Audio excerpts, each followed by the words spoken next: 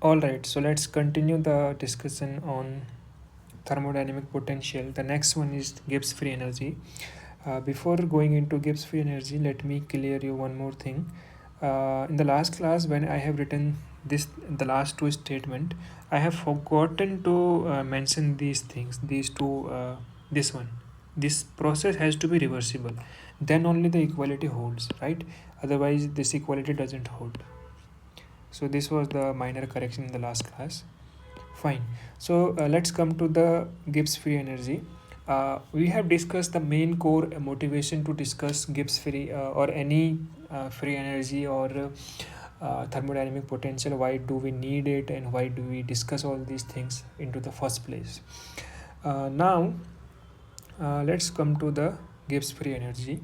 So in the previous case, when we have Helmholtz free energy, we have seen that for a isochoric and isothermal process, if a process undergoes in this particular manner, in that case we can define a thermodynamic function that is called Helmholtz free energy, which will determine the spontaneity of the process, right? The process will take place in such a way spontaneously. We are not doing anything. No external agency is on the work, right? So in that case, the equilibrium will be when the equilibrium will take place when the Helmholtz free energy minimized, right? But that was the case for constant press, constant volume, and constant temperature, that is isothermal and isochoric process, right? So the statement was this, na, delta F is less than equal to 0 for isochoric and isobaric process, isothermal process, sorry. ठीक है, तो अगर कोई process ऐसी है, right, जो इन दो condition को सेटिस्फाई कर रही है, तो उस केस में हमारा इक्विलिब्रियम तब आएगा जब ये मिनिमाइज हो जाएगा. So again in the same page, we have the next one is Gibbs free energy, and this comes into the picture when system undergoes isothermal isobaric process. Okay, when system undergoes isothermal isobaric process, then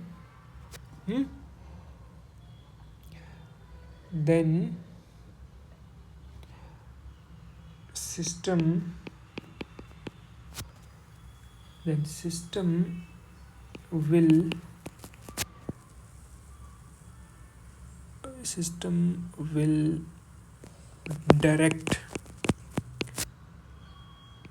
towards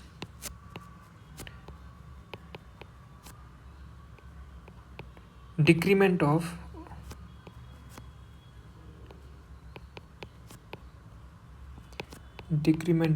Gibbs free energy.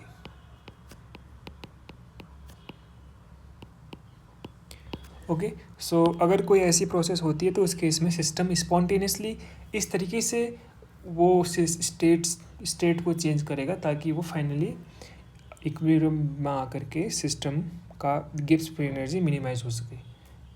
ठीक है, और in better words, अगर ये थोड़ा सा confusing लग रहा है तो इसको ऐसे ले सकते हैं हम कि when system undergoes this process under these constraint क्या है हमारे, आइसोबैरिक और isothermal, a spontaneous change. Spontaneous का मतलब है कि we are not forcing the system externally at all. A spontaneous change will occur in the direction of decreasing Gibbs free energy, और Gibbs energy भी बोलते हैं इसको. ओके, ये है पूरा लब्बो लुआब. So how it is defined? So G, first of all, it is denoted by G, and the value of G is U minus T into S plus PV. So this is how its definition is. Okay, and again points to remember: G is a state function. It means dg is exact differential.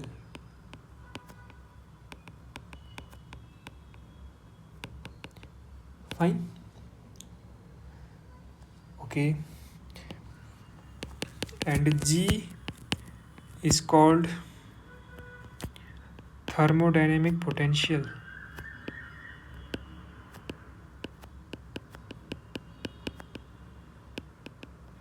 At constant pressure. ठीक है, क्योंकि temperature तो है ही system में constant, जैसे वहाँ पर भी टेम्परेचर तो डेफिनेशन से ही आया था ये so that we can have delta W equal to something of a function, तो इसीलिए इसको thermodynamic potential at constant pressure बोलते हैं. I hope things are clear till now.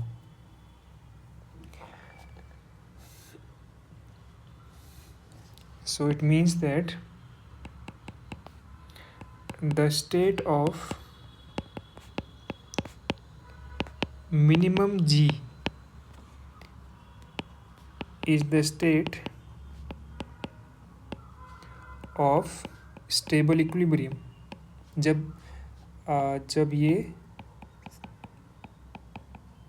सबसे मिनिमम वैल्यू में होगी तब इक्विलिब्रियम होगा. बट कब? कंस्टेंट्स क्या हैं?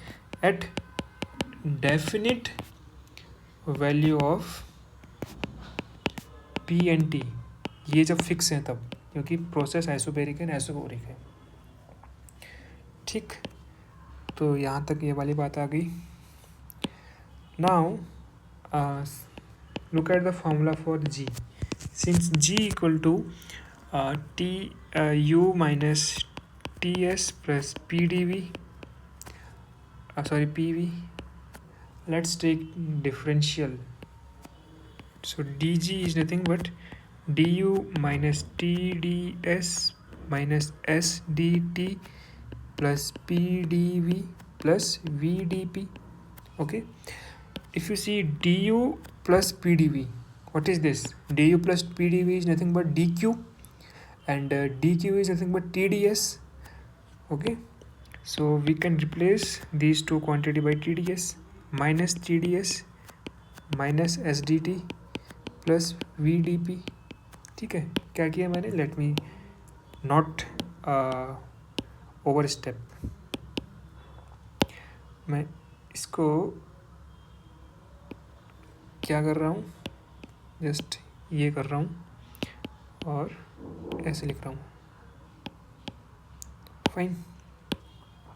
So this is nothing but TDS, and of course this will cancel out, so we are left with SDT plus VDP. So this is the value of differential change in the G. It means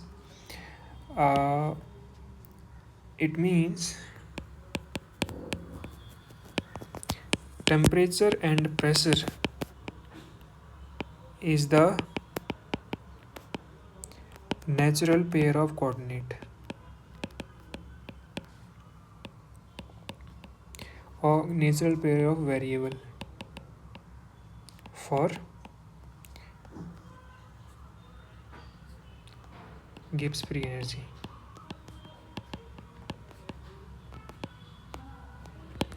ठीक है, so we can write that is G is the function of T and P, ऐसा है ना. So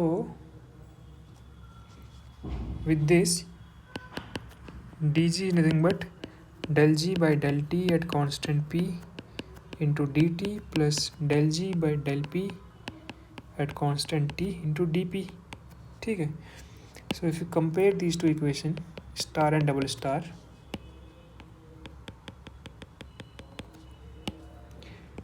comparing star and double star, we have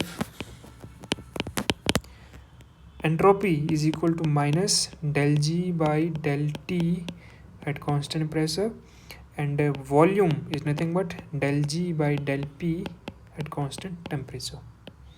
These are the results. So it means that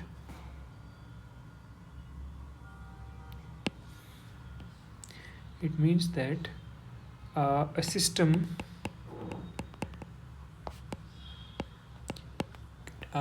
kept at a fixed temperature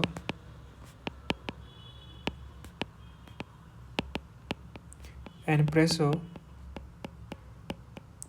is defined completely, जैसे वहाँ भी बोला था हमने, completely by G, Gibbs free energy. क्यों बोल रहे हैं? क्योंकि हमें S पता चल गया, V पता चल गया, और चूँकि जो डेफिनेशन है G की, that is nothing but U minus T S plus P V, right. तो हमें G पता है, T और P तो कांस्टेंट है, वो भी पता है, S और V मिल गए तो U मिल गया, ठीक है। तो ये पूरे के पूरे सारे के सारे वेरिएबल हमें पता चल गए सिस्टम के बारे में। So this is the thing, and now what these things are, what these equation can be interpreted as, it means that increase in the temperature at constant P results in the decrease in the Gibbs free energy, right? And ये क्या बोलता है, Gibbs free energy increases when we increase the pressure at constant temperature.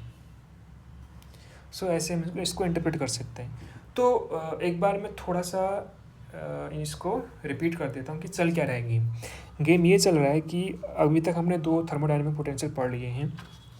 पहला हमने पढ़ा Gibbs Helmholtz free energy, और दूसरा हमने पढ़ा Gibbs free energy, right. F and G हमने पढ़ लिए। तो ये कब पिक्चर में आता है? जब सिस्टम का टेम्परेचर और वॉल्यूम कांस्टेंट हो, और जब ये कब पिक्चर में आता है? जब सिस्टम का प्रेशर और वॉल्यूम कांस्टेंट हो और सिस्टम किसी प्रोसेस से गुजर रहा हो, ताकि ये दो कंडीशन सेटिस्फाई हो पाए। तो और ये क्या बताता है हमें कि जब सिस्टम किसी भी प्रोसेस से गुजर रहा हो जहाँ पर ये दो चीज़ें कंडीशन सेटिस्फाई हो रही हैं, टी एंड वी कांस्टेंट, हाँ, तो system will gain equilibrium when this thing will minimised, this Helmholtz free energy will minimised. ये बताता है हमें। यहाँ पर ये क्या बताता है कि जब प्रेशर और वॉल्यूम कांस्टेंट होगा तो system will achieve equilibrium when the Gibbs free energy will be minimised. ये बताता है हमें। नाउ आफ्टर दिस, यहाँ पर ये कांस्टेंट थे, लेकिन अगर तुम्हें ऐसे सिस्टम की अगर तुम्हें किसी सिस्टम का एफ पता हो तो तुम उसका एफ यूज़ कर करके you can find out pressure और एंट्रोपी। ये हम लास्ट क्लास में देखा था। और यहाँ पर भी हम क्या निकाल सकते हैं इसका यूज़ करके? जैसे अभी हमने देखा, एंट्रोपी एंड वी निकाल सकते हैं चेंज करके। हम यहाँ पर अब टेम्परेचर और प्रेशर से वॉल्यूम चेंज कर रहे हैं, यहाँ पर प्रेशर और वॉल्यूम चेंज कर रहे हैं ना, क्योंकि ये देखो हम डिफ्रेंशिएशन कर रहे हैं तो चेंज हो रहा होगा ना, डिफ्रेंशिएशन कर रहे हैं तो चेंज हो रहा होगा। तो टी और पी कांस्टेंट था सिस्टम के लिए, वो अलग एक कहानी है। और जब हम इनको चेंज कर देंगे तो हमें ये क्वांटिटी मिल जाएगी। चेंज करने पे भी हमें कुछ मिल रहा है और फिक्स करने पे भी हमें कुछ इन्फॉर्मेशन मिल रही है। ये कहने का मतलब है similar things are going for Helmholtz free energy, ठीक है। तो गिब्स फ्री एनर्जी के लिए प्रेशर और टेम्परेचर कांस्टेंट थे, लेकिन अगर हम इनको चेंज करके डिफ्रेंशिएशन करें तो हमें इससे मिलता है वॉल्यूम और इससे मिलता है एंट्रोपी। और वहाँ पर प्रेशर और वॉल्यूम कांस्टेंट थे हेल्महोल्ट्ज़ फ्री एनर्जी में, लेकिन इसको चेंज करने पर हमें मिलता है तुम्हारा टी और वॉल्यूम कांस्टेंट थे ना, इसको चेंज करने पे हमें मिलता है एंट्रोपी और इसको चेंज करने पे हमें मिलता है प्रेशर, ठीक है। एक बार सिस्टम कांस्टेंट सिचुएशन में है और एक बार सिस्टम वेरिएशन की फेज में है। सो ये डिस्टिंक्शन पता होना चाहिए कि दो अलग अलग कहानियाँ हैं यहाँ पर एक ही चीज़ के अंदर, ठीक है। सो this is all about this thing, Gibbs free energy. Now the next thermodynamic potential comes into the picture, that is enthalpy. ठीक है, एंथैल्पी। और रिमेंबर ये एक चीज़ यहाँ पर इम्पोर्टेंट है कि you know the Gibbs function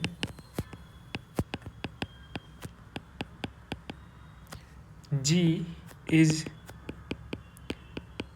particularly important in connection with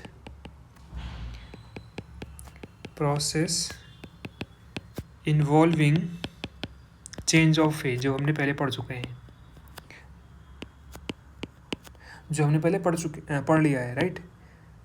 वहाँ पर क्यों इम्पोर्टेंट हो जाता है? इम्पोर्टेंट इसलिए हो जाता है क्योंकि चेंज ऑफ फेज कौन सी प्रोसेस थी?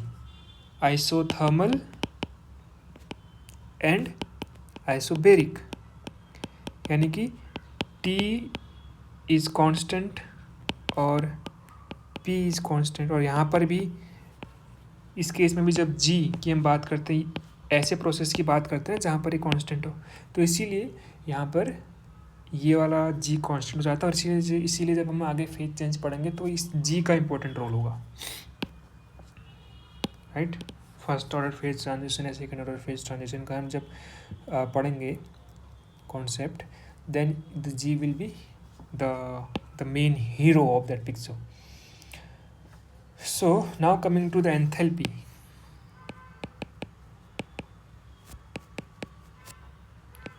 So enthalpy,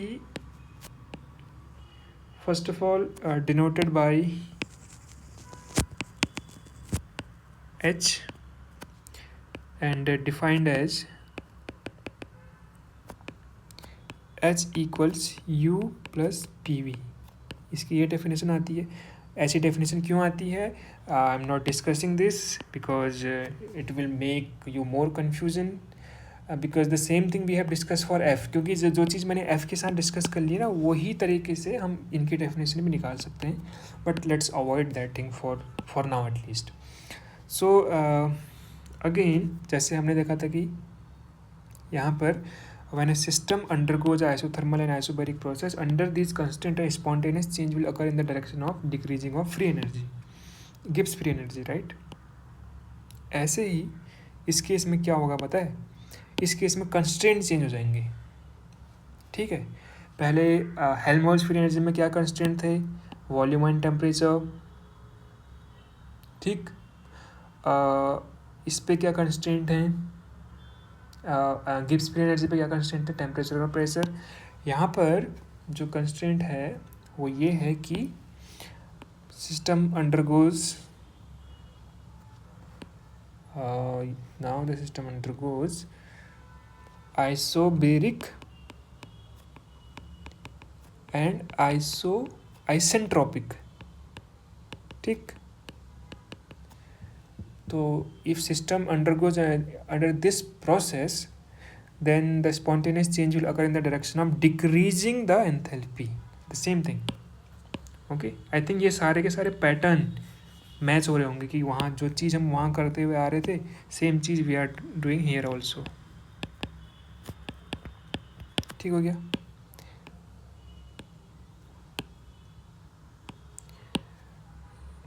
fine. Again, enthalpy is a state function, and dF is exact differential.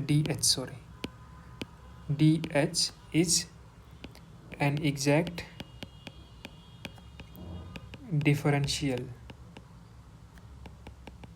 ठीक है. एंड जैसे हमने ऊपर नोट किया था कि G is called thermodynamic potential at constant pressure, and the state of minimum G is the state of state equilibrium at this case. So इसको भी हम नीचे सेम चीज़ हम कॉपी कर सकते हैं.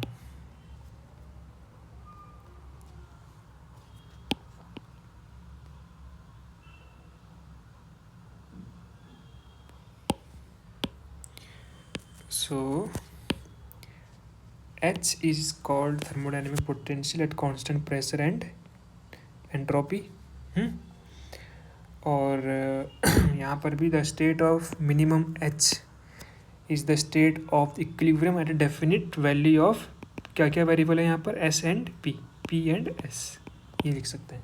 सेम डिट्टो चीज़ें हो रही हैं, जस्ट कंस्ट्रेंट चेंज हो रहे हैं, ठीक है। Now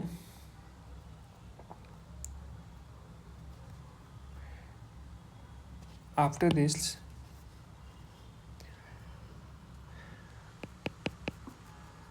since h equal to u plus pv, so for infinitesimal reversible process,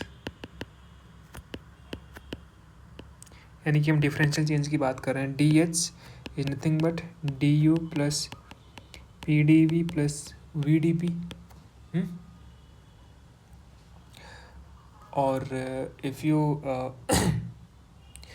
just see this D U plus P D V, it is nothing but D Q, और D Q क्या है, T D S के बराबर है। सो ये we D P आ गया। तो यहाँ से जो क्या कंक्लूजन निकलता है कि एंट्रोपी एंड पी, हमने पहले भी देखा था कि entropy and P are the natural variable, वही उनके नेचुरल वेरिएबल बन रहे हैं। Therefore entropy and pressure are the natural pair of variable for enthalpy h. So it means h is, we can write h as s and p. It implies that d of h is nothing but del h by del s at constant p times ds plus del h times del p at constant s into dp. If you compare these two equations, star and double star, compare, or you can write 1 and 2, equation now 1 and 2, we have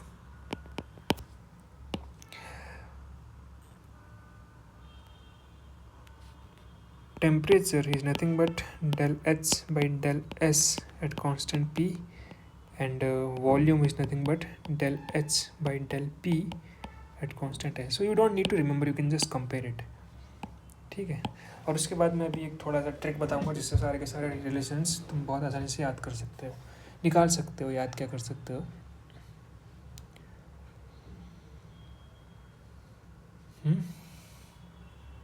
okay, again you can interpret in this way कि for N isentropic process जहाँ पर S constant है, change in pressure, अगर if pressure increase होता है तो यहाँ पर तुम्हारा एंथैल्पी भी इंक्रीज होती है। And similarly for an isobaric process if entropy increase होती है तो इफ एंट्रोपी इंक्रीज होती है तो एंथैल्पी भी इंक्रीज होती है। So this is how you can interpret. And last thermodynamic potential है हमारा इंटरनल एनर्जी, जो हमने सबसे पहले पढ़ लिया था। The fourth one is the internal energy, ठीक। And for since you know from first law you know dq equal to du plus pdv, or you can write dq equal to dtds equal to du plus pdv ऐसे। So from here you can write du is equal to tds minus pdv, ठीक। So entropy and volume is the natural pair, जो D के साथ आता है उसकी बात होती है, जो चेंज हो सकता है, natural pair of variable So u is like this, S and V. Fine. Therefore du equal to del u by del S at constant V into ds plus del u by del V at constant S into dV. Compare equation number 1 and 2. You will get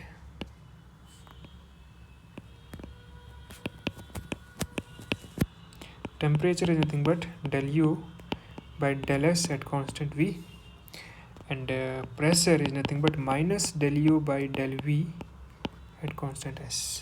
fine, ये हुई बात. और अगर तुम देखना चाहो कि equilibrium के केस में क्या बनेगा, जैसे हमने ऊपर देखा था ना कि when a system undergoes in this process, so spontaneous change will occur in the direction of decreasing entropy. तो इसी को हम ऐसे ले सकते हैं कि क्योंकि इसके नेचुरल वेरिएबल क्या हैं, एस एन वी.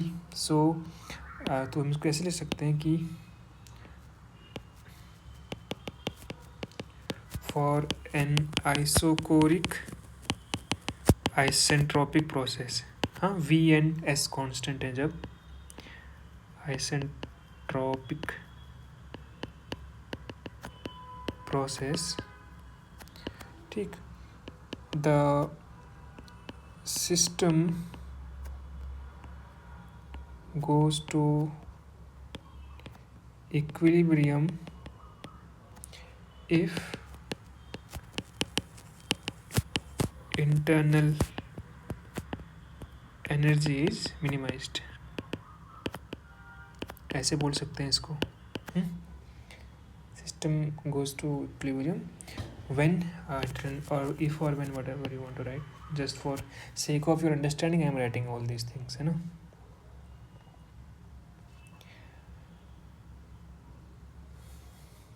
So ऐसे तुम इसको भी ये भी लिख सकते हो कि H is you is called the thermodynamic potential at constant.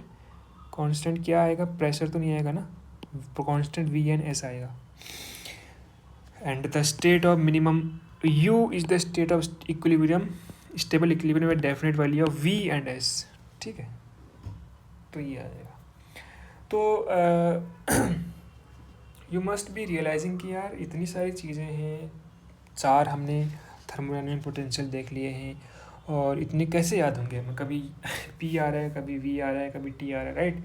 तो उसके लिए एक बहुत बढ़िया मेनेमोनिक्स इसको बोलते हैं, याद करने का छोटा एक एक तरीका है जिससे तुम सारे के सारे 4 के 4 थर्मोडायनेमिक पोटेंशियल जो है तुम्हारे U, H, F and G, इनके जो नेचुरल वेरिएबल्स हैं वो, इनके जो डिफरेंशियल्स हैं वो तुम याद कर सकते हो. अगर वो पता चल गया तो उसके बाद तो कुछ भी पता चल सकता है, right. So let's do it now.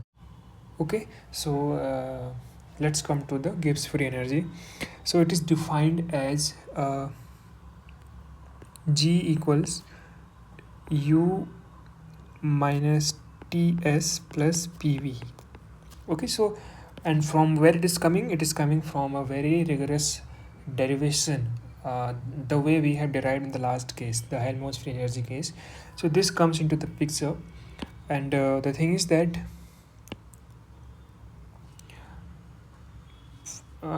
for a transformation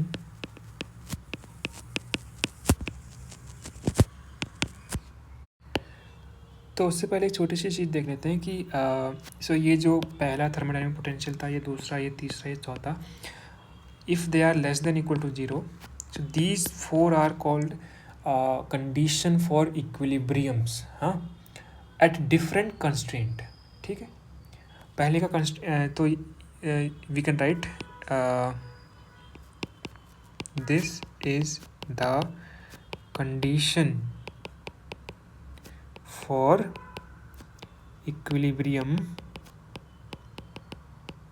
when, ठीक, when a system undergoes a isochoric and isentropic, ठीक, process. जो इसके नेचुरल वेरिएबल थे, उस नेचुरल वेरिएबल को जब तुम कांस्टेंट कर दोगे तो जब ऐसे कंस्ट्रेंट के थ्रू सिस्टम गुजरेगा तो ये कंडीशन कहलाएगी। और इस एक less than equal to zero का क्या मतलब है कि लेस देन का मतलब हुआ कि ये जब इरिवर्सिबल प्रोसेस है, यानी कि नेचुरल प्रोसेस है, इस सारे के सारे नेचुरल प्रोसेस इरिवर्सिबल होते हैं, तो जब ये मिनिमाइज हो जाएगा, ठीक है। और इसका मतलब है कि ये मिनिमाइज हो जाएगा। ऐसे ही डी एफ के केस में क्या थे नेचुरल वेरिएबल, वहाँ पे टेम्परेचर और वॉल्यूम था। तो सो उस केस में हम बोलेंगे कि this is the condition for equilibrium when system undergoes an आएगा, undergoes an isochoric and isothermal process. और इस केस में भी दो नेचुरल वेरिएबल थे इसके, so you need to remember them. But मैं अभी एक टेक्निक बताऊंगा, वहाँ से सब कुछ याद हो जाएगा, so you don't need to worry. So in this case when system undergoes यहाँ पर आइसेंट्रोपिक और आइसोबेरिक,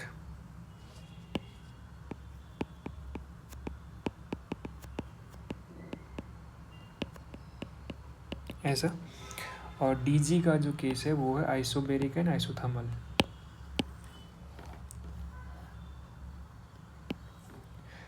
तो ये लैंग्वेजेस हैं समझने के, isobaric and isothermal.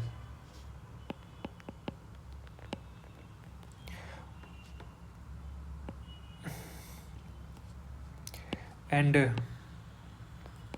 D x less than zero implies, और एक्स का मतलब कुछ भी हो सकता है, चाहे वो इन चारों केसेस के लिए मैं एक जनरल नाम दे रहा हूँ एक्स। इसका इस लेस देन जीरो का मतलब ये है कि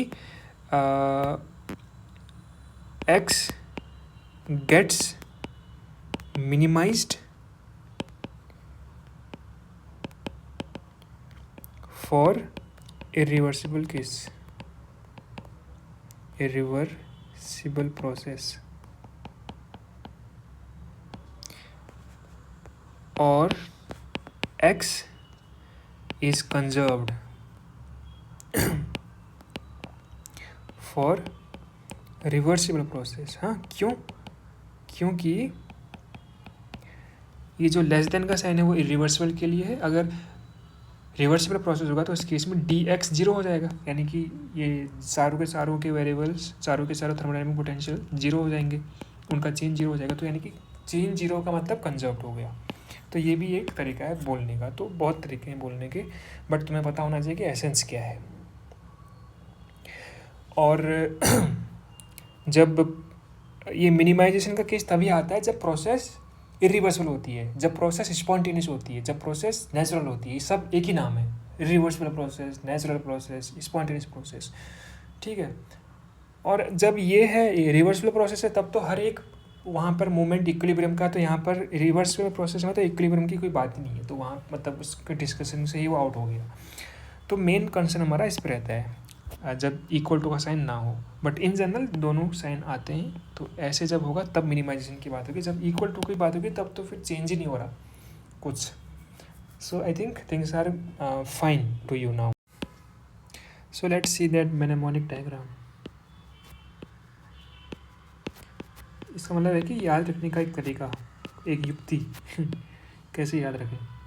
तो उससे पहले तो मैं ये पता होना चाहिए कि भाई हमारे पास जितने भी वेरिएबल कंस्ट्रेंट के फॉर्म में आ रहे थे वो 4 वेरिएबल हैं, P V T and S. और हमने ये पहले देखा था कि पी वी को हम मैकेनिकल वेरिएबल बोलते हैं, ठीक, और टी एस को हम थर्मल वेरिएबल बोलते हैं। ये 4 वेरिएबल आ रहे थे कंस्ट्रेंट के फॉर्म में। कभी हम पी टी को पहले केस में जब हमने पी टी को कांस्टेंट रखा था, फिर हमने वी टी को कांस्टेंट रखा था, ठीक, और हमने एस और वी को कांस्टेंट रखा हुआ है, और एस और पी को कांस्टेंट रखा हुआ है। तो मतलब इन्हीं चारों के ही कॉम्बिनेशन को हमने कांस्टेंट रखा हुआ था, ठीक है। तो इसका मतलब ये है कि जब जब डी वी आएगा उसका जो कॉन्जुगेट होगा उसके साथ हमेशा पी आएगा, ठीक है। मैकेनिकल अगर कोई वेरिएबल जिसका डिफरेंशियल हो रहा है अगर वो मैकेनिकल के पेयर में आ रहा है तो उसका साथ वाला ही उसके मल्टीप्लाई में आएगा, उसके कोफिशिएंट में आएगा। यानी कि अगर जहाँ कहीं भी डी वी होगा उसके सामने पी आएगा, ठीक। अगर जहाँ कहीं भी डी पी होगा उसके सामने वी आएगा, उसके सामने टी या एस नहीं आ सकता। ऐसे ही अगर जहाँ कहीं भी डी एस होगा उसके सामने टी ही आएगा, और जहाँ कहीं भी डी टी होगा उसके सामने एस ही आएगा। यानी कि थर्मल आपस में होंगे और मैकेनिकल आपस में होंगे, ठीक है, कोफिशिएंट और डिफरेंशियल के फॉर्म में, है ना। ओके, सो मेनेमोनिक्स ऐसे है। पहले तुम्हें ये सेंटेंस याद रखना है, ग्रेट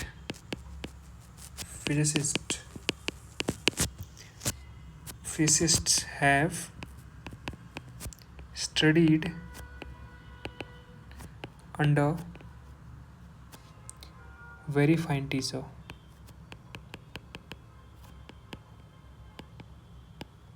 ठीक है, तो इन सब का पहला लेटर निकाल लेना है, ठीक। तो इससे आया तुम्हारा G, that is your Gibbs free energy. इससे तुम्हारा प्रेशर, इससे तुम्हारी एंथैल्पी, इससे तुम्हारी एंट्रोपी, इससे तुम्हारी इंटरनल एनर्जी, इससे तुम्हारी वॉल्यूम, यहाँ से तुम्हारा आ गया हेल्महोल्ट्ज़ फ्री एनर्जी, यहाँ से तुम्हारा आ गया टेम्परेचर। ठीक हो गया। अब तुम्हें एक डायग्राम बनाना है। कैसे? ऐसे याद करके बनाना है। देखो, ग्रेट फिजिसिस्ट, ठीक, क्लॉकवाइज चलना है। Has studied under very fine teacher, ठीक, ऐसे great physicist has studied under very fine teacher, ये ऐसा बनना चाहिए। ठीक है, ये प्रैक्टिस करोगे तो तभी आएगा खुद से। अब जहाँ कहीं भी पोटेंशियल्स हैं उनको पहले देख लो। यहाँ पर है, यहाँ पर है, यहाँ पर है और यहाँ पर है। वो पोटेंशियल को कनेक्ट करना है जो ये 4 वेरिएबल थे उनसे, ठीक। पोटेंशियल और पोटेंशियल आपस में कनेक्ट नहीं हो सकते, पोटेंशियल को उनके वेरिएबल से कनेक्ट करना है। ऐसे पहला पोटेंशियल कनेक्ट हो गया, और हर एक पोटेंशियल 2 ही वेरिएबल के साथ कनेक्ट होगा। पहला पोटेंशियल ये हो गया, दूसरा पोटेंशियल हमारा एच है, ठीक है, इसको 2 वेरिएबल के साथ कनेक्ट करना है। तो हम ऐसे करेंगे, पी और एस, जो भी आसपास के वेरिएबल्स उन्हीं से कनेक्ट हो पाएगा। एफ के आसपास कौन से 2 वेरिएबल हैं? टी एंड यू, ठीक है। You can't connect F and H क्योंकि पोटेंशियल कनेक्ट नहीं करने। लास्ट में बचा तुम्हारा V, let's change the colour. Potential तुम्हारा कौन सा बचा? इंटरनल एनर्जी, ये यहाँ पे वी से कनेक्ट हो जाएगा और बाकी ये यहाँ पे एस से कनेक्ट हो जाएगा, ऐसे, ठीक है।